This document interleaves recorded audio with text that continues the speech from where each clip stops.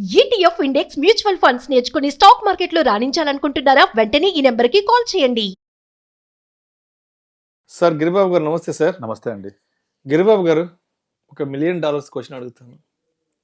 సొంత ఇల్లు కొనుక్కోవడం మంచిదా, లేదంటే రెంట్ ఇంట్లో ఉండడం మంచిదా? దీని గురించి కొంచెం సరళంగా సింప్లిఫై చేసి ప్రేక్షకులకు అర్థమయ్యేలా చెప్పగలరు? యాక్చువల్గా ఈ క్వశ్చన్ నిజంగానే $1 మిలియన్ క్వశ్చన్ ఇది. చాలా మందికి ఈ ప్రశ్నకు సమాధానం ఎప్పుడు దొరుకుద్ది అంటే, నేను అనవసరంగా ఇల్లు తీసుకున్నాను, ఇలా కాకుండా అలా చేసుంటే బాగుండేది అని మొత్తం సినిమా అంతా అయిపోయిన తర్వాత ఈఎంఐలు కట్టేసి అన్నీ అయిపోయి ఇల్లు సొంతమైన తర్వాత ఎప్పటికో 50 సంవత్సరాల తర్వాత అర్థమవుతుంది. కానీ యాక్చువల్గా దీని యొక్క ఇంపార్టెన్స్ ఏంటి అనేది, ఇది మనం మానిటరీ టర్మ్స్ కంటే సైకలాజికల్ టర్మ్స్ చాలా ఎక్కువ ఇంపార్టెన్స్ ఉంటుంది దీనిలో. ఉదాహరణకి మనకు సొసైటీలో ఎవరైనా ఇల్లు కొనుక్కున్నారు అంటే వాడు బాగుపడ్డారు అనే ఒక కాన్సెప్ట్ లాగా అర్థమవుతుంది అందరికీ. లేదా ఇల్లు అమ్మేశారంటే ఏమనిపిస్తుంది, అరే అమ్ముకొని పోయారంటే దానికి కారణాలు ఏమైనా ఉండొచ్చు, కానీ అమ్ముకున్నారు అంటే వాడు చెడిపోయినట్టుగానే ఒక ఫీలింగ్ ఉంటుంది సొసైటీలో. అదే ఇల్లు ఉంది అంటే, కొనుక్కున్నాడు అంటే బాగుపడ్డట్టుగా ఫీలింగ్ ఉంటుంది. ఫర్ ఎగ్జాంపుల్, ఇప్పుడు మనం సౌత్ ఇండియాలో ఏదైనా ఒక పెళ్లి సంబంధానికి వెళ్ళామనుకోండి, పెళ్లి సంబంధానికి వెళ్తే ఫస్ట్ అక్కడ అడిగేది ఏంటి, అబ్బాయికి ఉద్యోగం ఉందా, సొంత ఇల్లు ఉందా అని అడుగుతారు. కనుక ఒక అబ్బాయికి ఒక మంచి జాబ్ కనుక వచ్చి స్టార్టింగ్ 30 years లోపలనే ఒక 1.5-2 lakhs కనుక శాలరీ వచ్చేటట్టుంటే, ఫస్ట్ పేరెంట్స్ చేసేది ఏంటంటే ఒక ఇల్లు తెప్పించేస్తారు అబ్బాయితోటి. అది హైటెక్ సిటీ దగ్గర ఎక్కడో వాళ్ళకి నచ్చిన ప్లేస్లో ఒక 1.5 crore ఇల్లు తెప్పించేస్తారు. ఎందుకంటే రేపు పొద్దున పెళ్లి సంబంధం వస్తే మా అబ్బాయి కాడ ఇల్లు ఉందని చెప్పడానికి. కానీ నిజంగా ఇల్లు సొంతమైందా అంటే కాదు. అప్పుడే ఈఎంఐ లాస్ట్ ఈఎంఐ కట్టేదాకా అది సొంతం కాదు. కానీ ఎట్ ద సేమ్ టైం ఒక సొంత ఇల్లు ఉంది అంటే ఆస్తితో, అది అప్పుతో కొనుక్కున్నారా, లోన్తో కొనుక్కున్నారా అని కాకుండా, ఇల్లు ఉంది అంటే ఒక ఫీలింగ్ ఉంటుంది. ఎస్, నాకు ఒక సొంత ఇల్లు ఉంది, ఒక ఈ భూమి మీద ఒక అడ్రస్ ఉంది నాకు. అదే ఇప్పుడు పేరెంట్స్ ఓల్డ్ ఏజ్ ఉంటే, మనం అద్దెల్లు తీసుకుంటే పద్దాక తిప్పలేం కదా వాళ్ళని. పేరెంట్స్ ఓల్డ్ ఏజ్ ఉంటే చాలా మంది అద్దె కూడా ఇవ్వరు.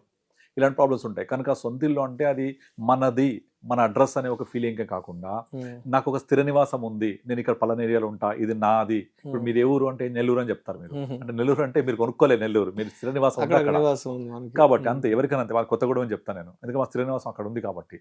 అదే కొంతమంది ఉద్యోగస్తులు ఉంటారు, వాళ్ళకు ప్రతి 3 సంవత్సరాలకు ట్రాన్స్ఫర్ అవుతూ ఉంటుంది. మీరు ఏ ఊరు అంటే ఉద్యోగం చేసిన ఊరు కాకుండా పుట్టిన ఊరు చెప్తారు, అక్కడ స్థిర నివాసం ఉంది కాబట్టి. కనుక స్థిర నివాసం సొంత ఇల్లుకి అంత ఇంపార్టెన్స్ ఉంటుంది. దాన్ని మనం ఎట్టి పరిస్థితుల్లో నెగ్లెక్ట్ చేయకూడదు. బట్ ఇప్పుడున్న మారిన నయా ఆర్థిక వ్యవస్థలో, ఇప్పుడున్న పరిస్థితుల్లో, కన్జంప్షన్ ఇంక్రీజ్ అవుతున్న పరిస్థితుల్లో జనాలందరికీ ఒక క్వశ్చన్ మొదలవుతుంది, నేను సొంత ఇల్లు కొనుక్కోవాలా, లేదా ఇన్వెస్ట్మెంట్ చేసుకొని అద్దెంట్లో ఉంటూ నేను ఆర్థిక స్వేచ్ఛాజీవిగా జీవించాలా?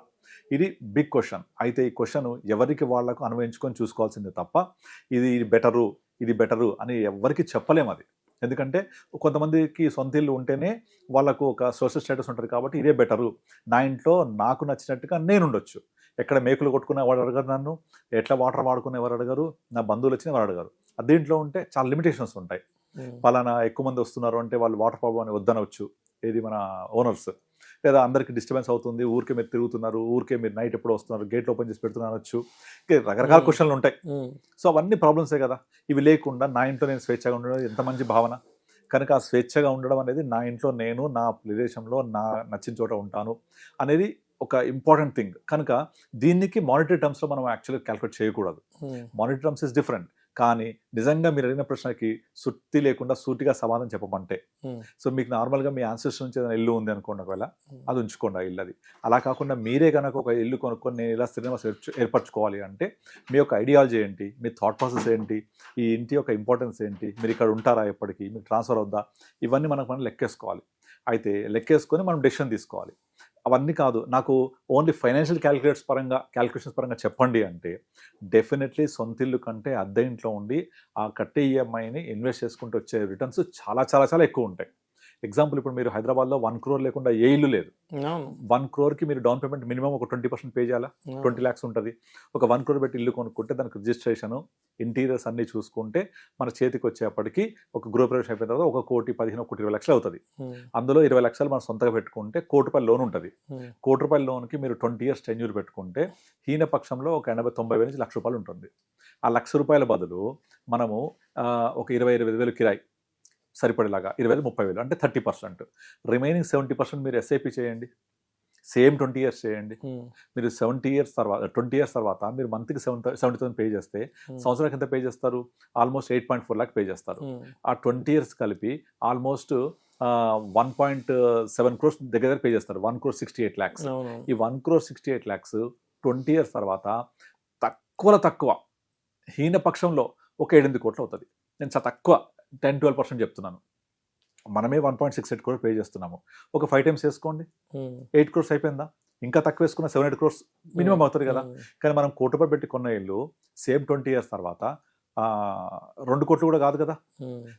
కాకపోతే మనకు అద్దెకు వచ్చినాము, అద్దెకున్నాము, అద్దె ఇంట్లో ఉంటున్న మనకు ఫీలింగ్ పక్కన పెడితే మీరు ఆ 30,000 రూపాయలు మీకున్న ₹1,00,000 ఈఎంఐ బడ్జెట్లో 20 yearsలో 30,000 రెంట్ కట్టేసి 70,000 ఎస్ఐపి చేస్తే మీకు 20 years తర్వాత అదే డిసిప్లిన్గా ఎలాగైతే ఈఎంఐ కడతామో అలా కంటిన్యూ చేస్తే హీనపక్షంలో ఒక 7-8 కోట్లు ఉంటుంది. అది ఆ 7-8 కోట్లు ఉంటే నిజంగా మీకు ఇల్లు కావాలనుకుంటే ఆ టైంలో ఏ ₹1,00,00,000 ఇల్లు ఒక 3 కోట్లైనా ఒక 3 కోట్ల పెట్టి ఇల్లు కొనుక్కొని ఒక 5 కోట్లతోటి హ్యాపీగా SWP పెట్టుకొని నెలకు ఒక 3 లక్షలు 2 లక్షలు లైఫ్ లాంగ్ బతకొచ్చు. అలా కాకుండా మీరు 20 years పాటు మీరు ₹1,00,000 ఈఎంఐ కడుతూ పోతే మీకు 20 years తర్వాత ఇల్లు మాత్రమే సొంతం అవుతుంది. ఈ అసెట్ బిల్డప్ కాదు. ఇప్పుడు ఏమైంది, ఒక 8 crores వచ్చింది కదా, ఓ 3 crores అయినా పర్వాలేదు తీసేసి ఒక ఇల్లు తీసేసుకొని రిమైనింగ్ 5 crores మ్యూచువల్ ఫండ్స్లో అలాగే కంటిన్యూ చేస్తూ సిస్టమాటిక్ విత్డ్రావల్ ప్లాన్లు తీసుకుంటూ వెళ్తే హీనపక్షంలో 7% వేసుకున్నా మీకు 2.75-3 lakhs వచ్చేస్తుంది. బట్ రిటైర్మెంట్ ప్లానింగ్ అవుతుంది. మీకు 20 years తర్వాత సొంత ఇల్లు కూడా వస్తుంది. కాదు నాకు అప్పుడు వస్తే కాదు, ఈ ముందు నుంచే కావాలి అంటే మాత్రం ఇది రాదు, రిటైర్మెంట్ ప్లానింగ్ జరగదు. కనుక మీకు నిజంగా మానిటరీ టర్మ్స్లో క్యాలిక్యులేట్ చేయండి. This is the best one. మీకు అదే ₹1,00,000 బడ్జెట్ మారట్లేదు, ఈఎంఐ కట్టే బదులు స్ప్లిట్ చేసి కట్టమని చెప్తాను నేను. అలా స్ప్లిట్ చేసి కట్టడం వల్ల ఏమవుతుంది, 30,000 రెంట్, పోనీ రెంట్ అంతే ఉండదు కదా, పెరుగుద్ది కదా, పెరగచ్చు. కావాలంటే మీకు ఇన్కమ్ పెరుగుతుంది, కొంచెం 30-40 వరకు వెళ్ళండి. ఎస్ఐపిని 70-60 చేయండి. అలా తీసుకున్నా కూడా మీకు 6 నుంచి 7 కోట్లు ఎక్కడికి పోదు. ఇవన్నీ 12% క్యాలిక్యులేషన్ చెప్తున్నాను. ఇంకా బెటర్ అడ్వైజర్ ద్వారా వెళ్ళి మొత్తం 15%, 16% రిటర్న్ జనరేట్ చేయగలిగితే you can make more than 8-10 crores also. Okay. ఎందుకంటే ₹15,000 15 సంవత్సరాలకి ₹1,00,000 పడుద్ది. నాకు తెలుసు ఆ విషయం. అది 20 సంవత్సరాలు ఉంటే 2 కోట్లు అవుతుంది. జస్ట్ 15,000. మనము 20 yearsకి 2 కోట్లు అవుతుంది కదా. 30,000 అయితే 4 కోట్లు అవుతుంది. 45,000 అయితే 6 కోట్లు అవుతుంది. 60,000 అయితే 8 కోట్లు అవుతుంది. 8 కోట్లు జస్ట్ 60,000 ప్రకారం చెప్తున్నాను. బట్ 70,000 ప్రకారం చూసుకుంటే 9.5-10 కోట్లు అవుతుంది ఈజీగా. ఇంకా నేను 6-7 crores చెప్తున్నాను. ఇంకా చాలా తక్కువ 12%, 11%, 10% క్యాలిక్యులేట్ చేస్తున్నాను. మీరు 15 వేసుకున్నారంటే ఈజీగా 10 crores టచ్ అవుతుంది. ఇమాజిన్ మీ దగ్గర 20 years తర్వాత ఒక ఈఎంఐ కట్టిన ఇల్లు కంటే 10 crores చేతిలో ఉంది. 20 years మాత్రమే ఇల్లు మీ దగ్గర లేదు, అంతే కదా. ఆ 20 years తర్వాత ఆ 10 crores 8 crores నుంచి ఒక 3 కోట్లు పెట్టి ఇల్లు కొనుక్కోండి. ఆ 5 crores మీకు లైఫ్ ప్లానింగ్ చేసుకోండి, రిటైర్మెంట్ ప్లానింగ్ లాగా బెటర్గా ఉంది కదా. సో అట్లా మనం కనుక మానిటరీ టర్మ్స్ చూసుకుంటే డెఫినెట్లీ ఈఎంఐతో కొనే ఇల్లు కంటే మనము నార్మల్గా ఒక ఎస్ఐపి చేసుకొని అదే ఈఎంఐ కడుతున్నట్టుగా 20 years తర్వాత ఆ మనీని డివైడ్ చేసుకుని చేసుకోవచ్చు. అప్పుడు కూడా సొంత ఇల్లు వస్తుంది మనకు. బట్ ఈ 20 years పాటు అద్దెంట్లో ఉండాల్సి వస్తుంది. పర్వాలేదు, మనం ఎక్కడ సెటిల్ అయితే అర్థమైందిగా మనకు 50 years తర్వాత అర్థమైనప్పుడు అక్కడే నచ్చిన చోట కొనుక్కోవచ్చు. అండ్ ఇంకొకటి, చాలా మందికి నేను ఆల్రెడీ కొనేసాను ఇప్పుడు ఎట్లా అని ఫీలింగ్ ఉంటుంది. వాళ్ళు ఏం చేయొచ్చు అంటే వాళ్ళ దగ్గర 20 years పాటు కట్టాలి ఈఎంఐ అనేది ఫీలింగ్ ఎంత ఇబ్బంది పెడతారంటే 20 years నేను కట్టాలా ఇది. అప్పుడు ఏం చేస్తారు వాళ్ళు, 20 years కట్టకుండా నెక్స్ట్ 8-10 yearsలో క్లియర్ చేయాలని ఇక 10 years పాటు వేరే ఎటువంటి ఖర్చులు ఉండదు.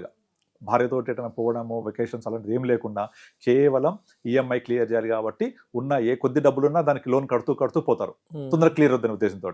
సో 10 ఏళ్ళది 9 సంవత్సరాలు క్లియర్ అయిపోతుంది, 9-10. అలా కాకుండా ఆ ఎక్స్ట్రా అమౌంట్ని ఇన్వెస్ట్ చేయండి. లేదా ఈఎంఐని పెంచకుండా, చాలా పెంచుతూ ఉంటారు, అలా పెంచకుండా ఆ సేమ్ ఈఎంఐ కంటిన్యూ చేస్తూ మీకు అఫోర్డబిలిటీ పెరిగితే ఎస్ఐపి చేయండి. చేస్తే మీకు సేమ్ 20 yearsలో మీ ఫ్లాట్కి కడితే అయిపోయే డబ్బుల కంటే కట్టకుండా ఇన్వెస్ట్ చేసే డబ్బులు చాలా రెట్లు పెరుగుతాయి. సో ఇల్లు సొంతం అయింది కదా, ఈఎంఐ కట్టేసాం కదా, రిమైనింగ్ మీకు ఫైనాన్షియల్ ప్లానింగ్లో ఒక రిటైర్మెంట్ ప్లానింగ్ కూడా అయిపోతుంది. ఆఫ్టర్ 20 years డబ్బులు మిగులుతాయి. అదే ఈఎంఐకి ఎక్స్ట్రా కట్టి లోన్ ఎక్స్ట్రా కడితే 10 years తర్వాత 0 ఈఎంఐ అవుతుంది. అప్పటి నుంచి మీకు టైం తగ్గిపోదా కాంపౌండింగ్ అవ్వడానికి? ముందు నుంచి పోతే 18 years, 15 years, 20 years పీరియడ్లో కాంపౌండింగ్ చాలా ఎక్కువ అవుతుంది. బికాస్ కాంపౌండింగ్ అనేది లాంగర్ ద టెన్యూర్లో సూపర్ డూపర్ రిటర్న్స్ ఇస్తుంది. సో ఇల్లు తీసుకున్న వాళ్ళు కూడా ఎక్స్ట్రా కట్టకుండా ఇలా చేయొచ్చు. తీసుకోకపోతే ముందు నుంచి ప్లాన్ చేసుకోవచ్చు. రైట్. సో ఇప్పుడు మీ క్వశ్చన్కి $1 million క్వశ్చన్కి ఎస్ ఆన్సర్ దొరికిందా? ఎస్ మానిటరీ టర్మ్స్ మాత్రమే ఇవన్నీ. Psychological terms are completely different. సైకలాజికల్గా తీసుకుంటే ఇల్లు లేకపోతే, సొంత ఇల్లు లేకపోతే సొసైటీలో ఒక చిన్న చూపు చూస్తాం. చిన్న చూపు చూస్తే దానికి మనం ఆన్సర్ లేదు మన దగ్గర. రైట్ సో అది ఉంచుకోవాలి అనుకుంటే మీరు ప్లానింగ్ చేసుకుంటూ వెళ్ళాలి. రైట్. సో మనము దాంతోపాటుగా ఇలా ప్లాన్ చేసుకుంటే, ఈ ఎస్ఐపి Hmm. చేసుకుంటూ 2 ప్లాన్ చేసుకోవచ్చు. ఆల్రెడీ తీసుకున్న వాళ్ళేమో ఈఎంఐ ఎక్స్ట్రా కట్టొద్దు, లోన్ ఎక్స్ట్రా క్లియర్ చేయొద్దు, ఇన్వెస్ట్ దట్. అప్పుడు లాంగ్ టర్మ్లో సూపర్ వెల్త్ క్రియేట్ అవుతుంది. రైట్.